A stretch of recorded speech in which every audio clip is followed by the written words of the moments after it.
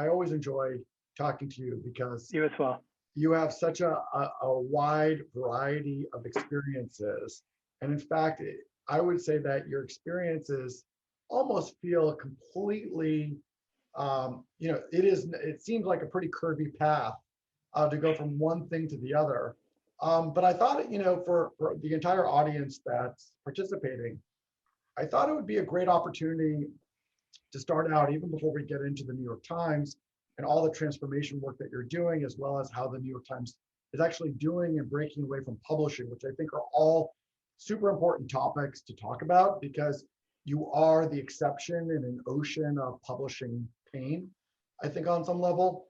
But before we even get into that, because I know that much of the audience is focused on their own career and the trajectory of their own careers, given how interesting your trajectory and the journey is compared to, I think, many, in terms of sort of just stepping up the corporate ladder, one of the questions that I sort of put together going into the session is, like, walk me through your career journey from body spray, because you were doing body spray and known for body spray. You were Mr. Body Spray, men's body spray, to sort of being the CMO of a broadsheet on some level.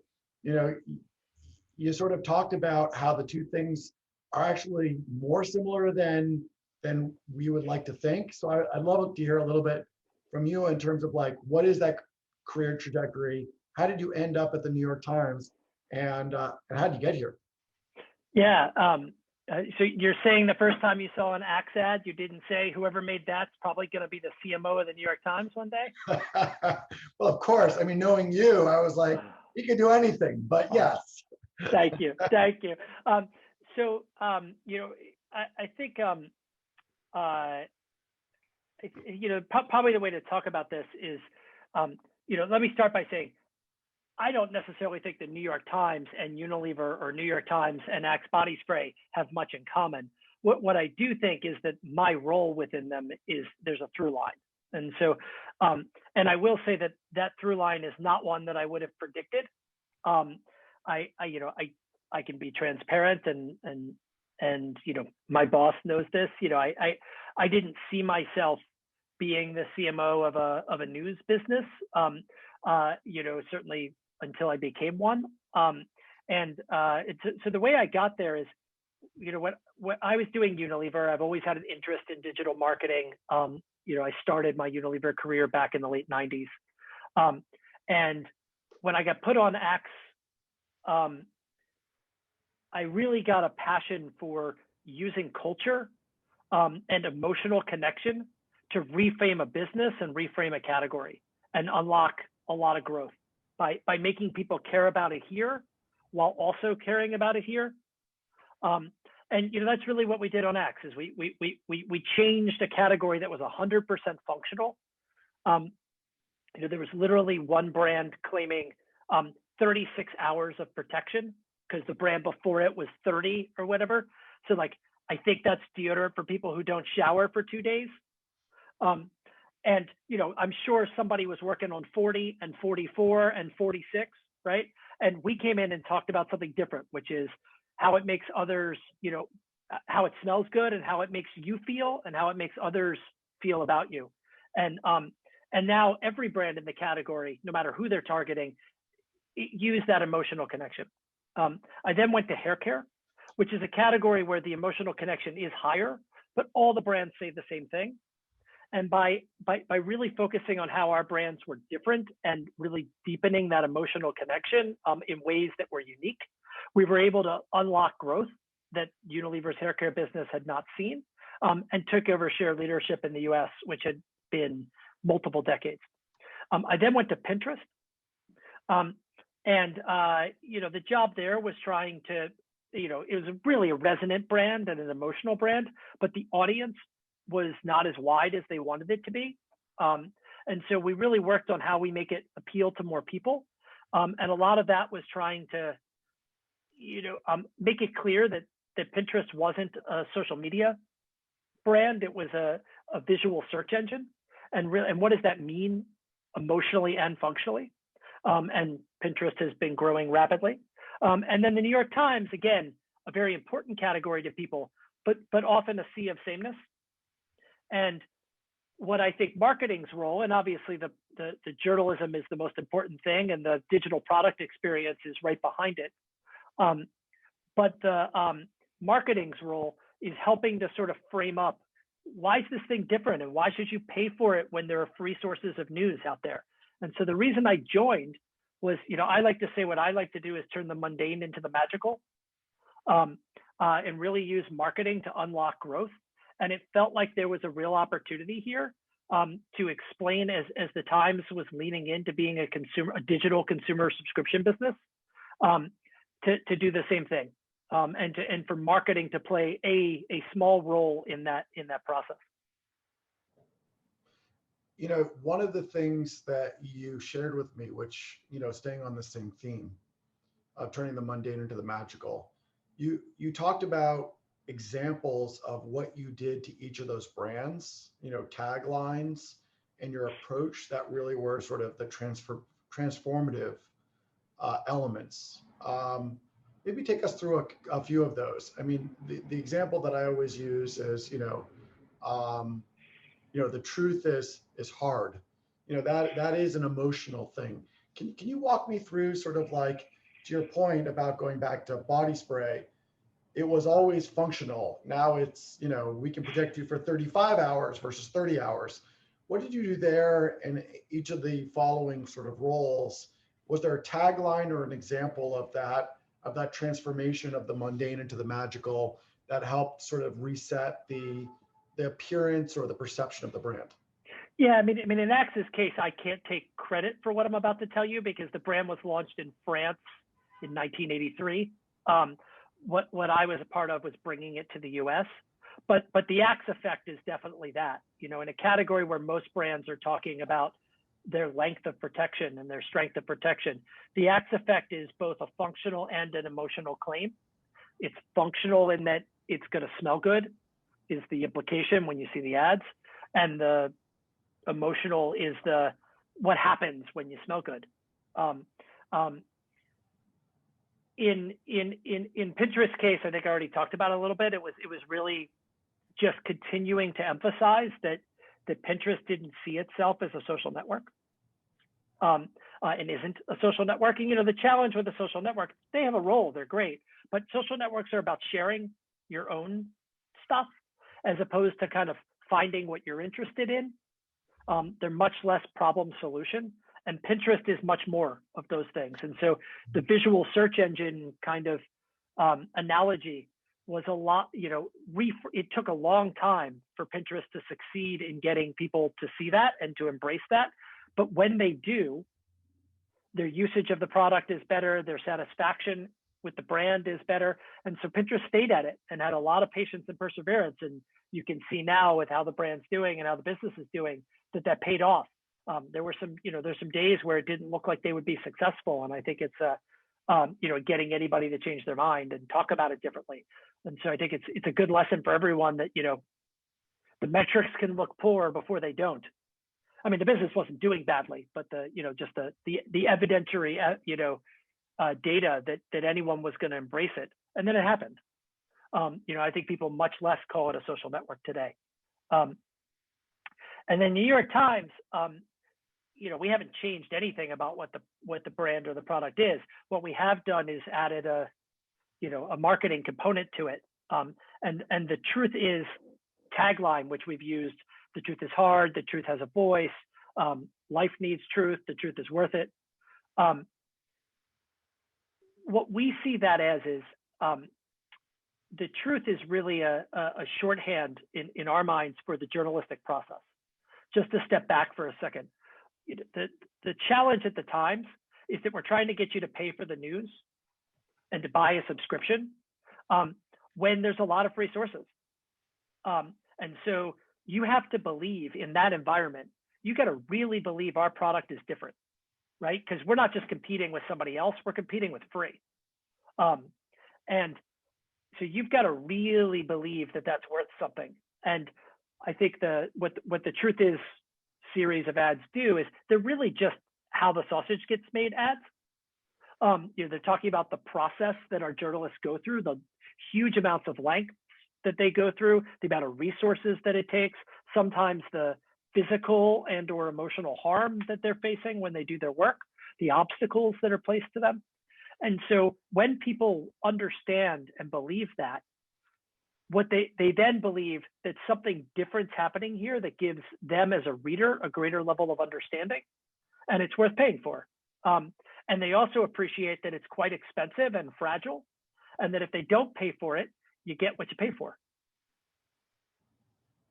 Makes a ton of sense. How have you been able to, what's your process for figuring out that hook for each of those different opportunities? Like, obviously coming to it, the change of the axe effect. If the axe effect is not only about smelling good, but it's providing a different level of confidence to the wearer, right? Like there's a perception change.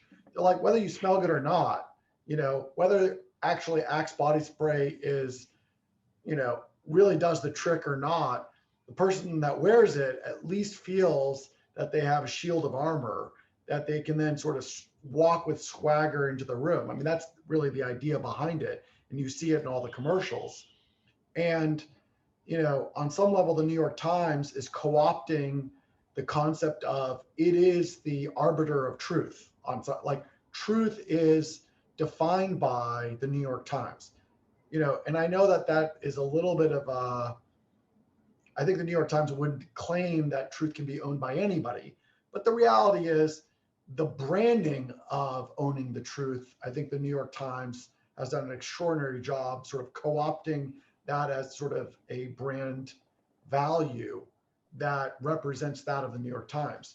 How did you get to that it should be truth associated with the New York Times? Or, the axe effect as the thing that impacts the human being so that they have the confidence. How did you even come up with what should those concepts be in your process?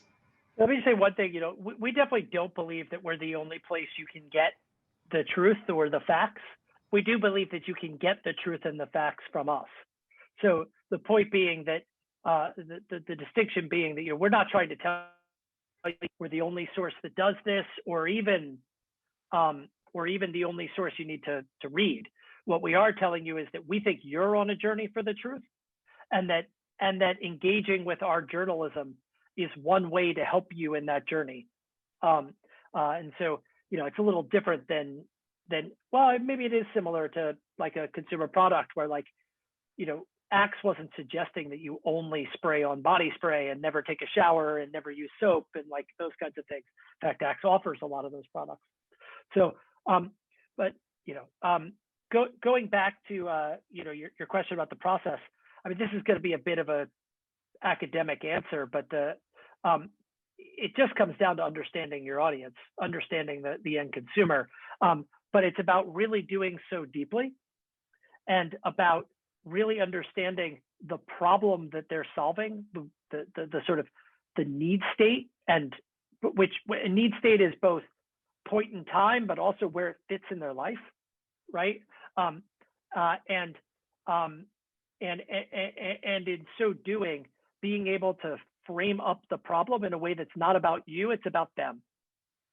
Particularly if you believe, my thesis that a lot of brands can benefit from really plugging into culture and plugging into an emotional connection. It's got to be about more than just what you're offering. It's got to be about where you fit in them and their society. And certainly you can see at the Times, we're a mission-driven organization. We're about helping you understand the world. We believe that a independent press is essential to a democracy. And so we're trying to bring, and we also believe that facts and a shared fact base is important to a functioning democratic society. And so while we don't go out and say that necessarily in like a very linear way, that's all the backdrop to our campaign. And we believe that those things are non-political positions. So I think you brought up, and I actually wrote this down, so it's a beautiful transition. But tell me a little bit about the Times' mission and vision today. broadly speaking, and I know that you'll take issue with this, your reputation is you're the anti-Trump. On some level, people, yes, they depend on like MSNBC or even CNN, but I think people feel that you have a seriousness about, I guess, the truth. And if Trump has some level of connection to fabrication, which I think is how the press looked at him. The New York Times was, the anti-Trump on some level. And while I know that from a fact perspective, you're trying to tell, the truth, from an editorial perspective, there is this left siding, leaning toward the left side of the spectrum on some level. So I know you sort of take issue with this characterization, but I'd love you to sort of talk about where you fall and how you sort of talk about it in general. Oh, you already said that you already spoiled the plot. I can't I'm go. sorry. You're wrong, Harry. I should have set it up in a slightly different way, so we could create a little more confrontation. Yeah, you all missed it yesterday. I threw things at him and I told him he was totally off base. Look, our mission is to seek the truth and help people understand the world. A couple of things to know about that. One is that while politics and what you might think of as hard news are certainly very critical, they're not exclusive to what we offer. We think that people who are interested in the New York Times are interested in lots of topics, culture, and we have a very successful paid recipes product, New York Times Cooking. We have a games business with our crosswords and spelling bee and other products. We have lots of lifestyle and service products. We have Wirecutter. So first of all, it's not even all hard news. And the mission applies across all of them. The seek the truth part is the part that I think you're really hitting on there. And for us, it's about an independent hold truth to power. It's about surfacing facts. It's about covering, in the case of a political administration, it's about covering whoever's in office. Now, it does happen that the last 4 years, Donald Trump was in office, and so we covered him as the president of the United States. And we are now covering Joe Biden, and that's not it's not a comparison. It's not a both sides thing. It's that our job is to cover whoever's in power, in not just nationally, by the way. And that's what journalism does. Is it shines a light. And then readers can decide based on those facts, what matter and what don't. A good example is all the coverage we did a couple of years ago, Pulitzer Prize winning work around, Harvey Weinstein and sexual harassment in Hollywood that eventually led to the Me Too movement. The New York Times didn't seek to start the Me Too movement.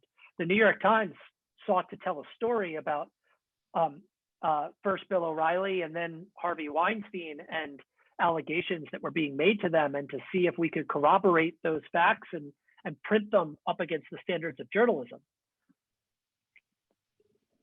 We did so in a way that a number of people found that, something they wanted to take action upon and start asking questions about whether, what society we want to be and how do we want to process those kinds of things going forward, and whether we've been doing that well in the past. But that wasn't what the journalism was about, right? The journalism was just about following the facts and getting them to a standard where they were printable. And so I think that's our mission. Our mission is to do that, and particularly in core news, our mission is to do that without fear or favor, without agenda and without fear of reprisal, whatever may happen to the paper or to the journalist. One of the things that you brought up is that you're loyal to objectivity and independent journalism over all else.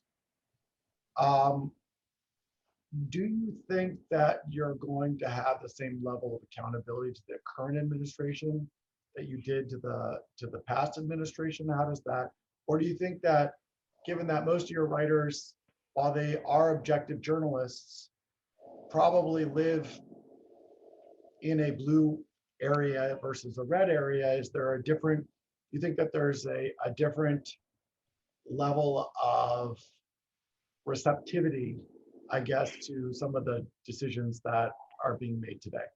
I mean, I should be careful about answering too many of these questions because I'm not over the journalism, right? There's still a very clear church and state line, if you will, at a place like ours.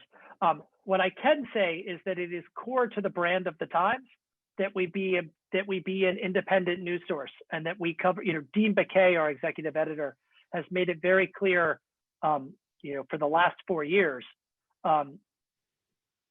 that we cover all administrations with a similar process and starting from a similar place, wherever it may end up leading. And the reason is that the administration will change, as it now did, and we're going to need to cover this administration the same way. And by the same way, I just mean by looking at the facts and presenting the facts that that we can. So I think that's the answer to the question. It's worth saying that we publish a lot of articles, 200 to 250 a day. A lot of people read a very small subset of that and make determinations about what they think is going on.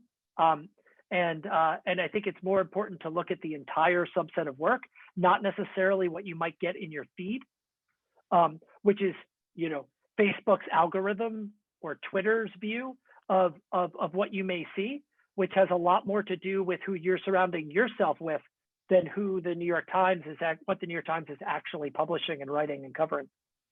That's an interesting, objective perception about how people actually see it. They see it in doses, and those doses are delivered potentially by algorithms. Moving on, because you made the point about not even just talking about the editorial component to it. One of the things that I think makes the New York Times stand out, especially since it's in the journalistic enterprise, which we all know has faced terrible uncertainty. I don't know of a time that's been more challenging, I think, to journalism. And one of those things that you and I are sort of working together to think about, how do companies like Kargo figure out how to pay more to editorial and to publishing in general, given how important it is as a cornerstone, of our democracy. What I'd love to hear is, like, why do you think and what are you doing that makes the New York Times stand out as really an exception to the rule, when so many other journalistic enterprises are so challenged? And what is it about how you approach it that could be learned or followed by other journalistic enterprises, where maybe they can sort of take some of your lessons learned? I'll start by saying, one of the core tenets of our mission is that the more quality, original reporting and journalism that exists in the world, the better. Important that that's like original reporting, right? I don't know if there's a limit to how much society needs, but I know we're not at it. And that it operates at all different levels. As you were saying, what's happening at a local level, where there really isn't a prevailing model that's sustaining that type of journalism. It's a real problem. Societal news deserts are things that people are talking about. And we do believe that every level of society is better when there is an independent press fulfilling that mission. We think the key to that is having more reporters on the ground doing the work. And so if there is a secret sauce, the secret sauce that the commonality we see between the places that are doing well, or at least doing okay, is that they have more people doing original journalism than they used to have. We have the most number of reporters we've had in our history. There's several other national publications that I think are also doing quite well, that are also growing their journalistic ranks. That may seem relatively easy now that we're having good business results. 4, 5, 6 years ago, it was not an easy commitment. And particularly if you go back to 2008 and the financial collapse, and the New York Times, while it did pull back to some degree, it really resisted slashing its newsroom when others did, and I think places that did are regretting it. And I think that there are other things that matter. Investing in digital product development is huge for unlocked data.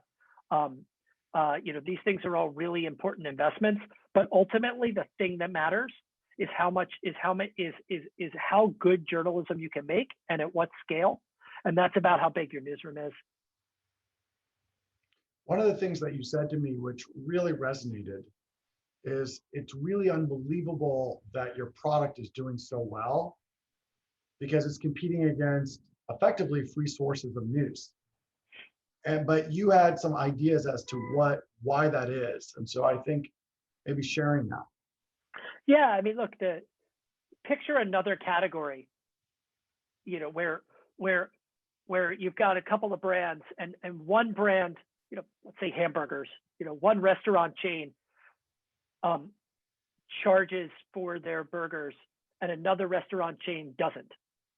Then even picture if the first chain charged for didn't charge for the first 4 burgers, but charged for the remaining ones. And the brand that didn't charge had a New York Times logo on their wrapper, and that's how they made their money. Would anybody eat at the brand that's charging? I'm gonna guess not. And the only burgers have to be super tasty. Right, and the only way that anybody would is if that burger that was charging was so much better, right? That it would be worth paying for the one that wasn't free. And that's exactly what I think is the same for us.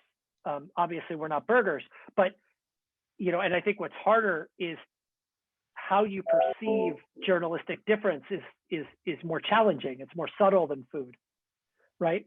And it's less benchmarked, and so you have to somehow believe that what you're getting here is worth the fact that we want, you've got to log in, you got to download an app, you got to pay. There's a bunch of stuff that other places aren't asking of you, and so in order for you to do that work, you've just got to really believe that there's a quality of difference. And for us, that's about, I understand the world better, and when you come to the Times, if you take away that was happening, it makes sense to you. And the fact that this is where marketing comes in, the fact that we're making sure that we do think there are some things we're doing differently that make that happen. The amount of work we put in, the amount of money we put into it, the people that we hire on the journalistic side, those things all make a difference to why you're getting that. And you said a little bit ago when I said a version of this, makes sense. That's right, it does. You just don't think about it all day, right? And so when I say to you, you get the quality of news you pay for, how much are you paying for your news? You go, oh yeah, that kind of makes sense. But it's not how you're thinking every day when you open up your feed and start surfing for stories, So the only other thing I'll say is, in case this sounds like a crazy idea that people pay for the news, the reality is for most of American society, not to mention the rest of the world, you did have to. 65 million households had a newspaper subscription at the high water mark. So that was almost every house. I don't quite know what year that was and how many houses there were, but if you assume there were 90 to 100 million households. It's not impossible if you exempt the last 20 years that people knew they had to pay for the news. And that didn't even include the people who went to the newsstand to pay for it. So I do think that it's not like it's out of our DNA. It's just that we bought into the idea with the advent of the internet that information could be completely free. And I think what we're now seeing is that even outside of news, you have to be careful with free information. Not all of it is I was gonna say, not all of it's worth what you're paying for it, but you're not paying for it. So you need to be careful. So I'm going to open it up to questions. If there's anybody that wants to ask a question, please put it in the chat, and I can ask those questions. I'll ask one question before that to give people time to ask questions in the chat. So my question is, when you look at sort of the growth of the different areas of the New York Times business, what's the fastest growing area today, and why? Or Yeah, most exciting? Maybe fastest growing and most exciting to you might be one and the same, or it might be two different answers. Yeah, I mean, look, the core of our business is our core news subscription, right? It's our main bundle. It's the getting the New York Times and our digital. It's digital. Obviously, we have 7.5 million subscribers, the majority of whom are digital, and that's exciting. And that's the core of the business. It's worth saying that actually, there are new people getting print subscriptions still. And the business does get smaller, but it's not dramatically so. And so it is interesting that you still see people signing up for print, particularly during the pandemic with more people at home. The sort of exciting growth areas of the business, certainly international growth is great. But I mentioned our cooking product and our games product, both of which are subscription. I mean, the idea of a paid recipe site, again, is very analogous to what we've just been talking about. You can get recipes on the internet for free, yet we have a fast growing paid cooking recipe site. And why do people pay for it when they get recipes for free? Because they think they're getting a better experience from us. That's worth it. You have to work really hard to earn that, but we put the work in. And our journalists, the journalists put tireless effort into the recipes, and then the product experience to surface that is worth the money, and so people are rewarding it. So Colleen was just asking on open questions, what's happening with the roadmap for audio? Where are you going with that?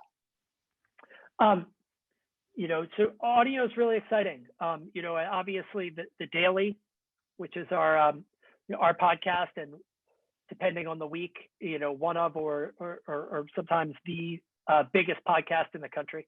I think it shows you a roadmap for how the New York Times journalistic process and commitment can offer, a product that is not, that's not the printed or the digitally printed word. And so we're going to, continue to expand there. We have Autumn is a New York Times product now, where you can have articles read aloud to you, basically. And so that was an acquisition. Is that the name? Is that the name of like Siri and Alexa? Is Autumn the name of your? Yeah, it was an acquisition. It was an acquisition. Got it. And so without sharing too much details, we're very bullish on audio, and the reason why is that it's a place where the New York Times process and journalism can come to life. And what's great about it is, just like our core journalism, that's everything from core news to opinion to to culture and lifestyle. And so anytime we're talking about a medium that allows for all of that kind of provision, it's a good medium for us. So there's another question Elun is asking, which I thought is interesting. Does the New York Times think about using, machine learning and algorithms to determine what you see on the front page, like Facebook and Twitter? Obviously, they've been extraordinarily successful with big algo to sort of keep you engaged and deliver up something that will get you to click. How does the New York Times think about that in the world that we live in, given all of the challenges that we see with that approach? Yeah, I mean, look, I would say our editorial judgment, which is a human judgment, is critical to what the New York Times is offering. What I'll also say is a lot of what readers want from us is that we'll help you, we'll share things with you that challenge your thinking. And we're not afraid to do that. And that's core to our brand. we do it for the mission, but it's also our promise, right? We're going to share with you the facts, whether you want to hear them or you don't. Whether it's what you expected or it isn't what you expected. So you should expect that sort of human editorial judgment remains core to anything we offer. That being said, we're a digital product. We've got lots of data, and we will continue to experiment with ways to offer people what they're interested in. Easy examples for that is you can imagine that if you're an international reader, and you might care about you might want to hear about the U.S. election or a fire in California, but you might not want it to be the only story you see, right? You might not want 10 articles about it. And so how do we offer, those experiences that don't walk away from the core promise, which is that we're going to show you stuff and show you what we think is, important at the moment, but do so in a way that also is respectful of what you might be interested in to some degree. So it's a yes and kind of answer. Last question, because I think we're out of time in a minute. Lee, actually a joint friend of ours, Lee Nadler, is on, and he asks a really interesting question, which is, the tagline, the truth, is hard. That is so extraordinarily pertinent and present in a Trump-led administration and White House, because the question of truth is so on the tip of everybody's tongue, and is so critical to people's perception of what's really going on. As we move away from a time or an era where potentially you feel like you're getting the truth out of the administration, you're getting the truth in just a much more straightforward way, do you have to think about altering or evolving your messaging in time to continue to keep the New York Times, I guess, really valuable to people, because the messaging sort of defines that focus or our new focus in the future? First of all, hey, Lee, thanks for the question. Can't actually see you, but I'm sort of going to reject the premise, though. Like, I don't. First of all, what really the Times is about, like I said back when I was disagreeing with you, Harry, we never intended ourselves or the truth to be oppositional to anyone. It's about having an understanding, and it's about making sense of a complicated world that's changing all the time and is hard to fathom. That's not really changing. There are lots of problems in the world, and how we as a country and also how we as a Earth solve them have not gotten any less, right? And so we will continue to seek the truth and help you understand what's going on, no matter who is the administration in power in one country, even the most powerful country on Earth. And then secondly is, it's our job to hold truth to power. There's never been an administration that is sharing all aspects of everything they're doing, and the journalist's job is to be a shine the light mechanism on that. That's no less true now than it has been true in other administrations. And so I think, as long as there's uncertainty, people are going to be looking to the news, and all you need to do to believe that is look at what we just had our earnings results. Our traffic continues to be strong because people aren't sure what's coming up next. We hear from readers. Now I'm excited to see what President Biden will do, but I don't really know. And so I think that there's still plenty of things to uncover and to lead and to see.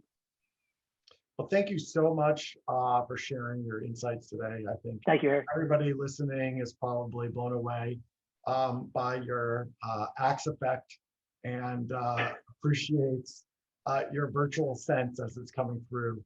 I don't know how you did that, but David, stop us.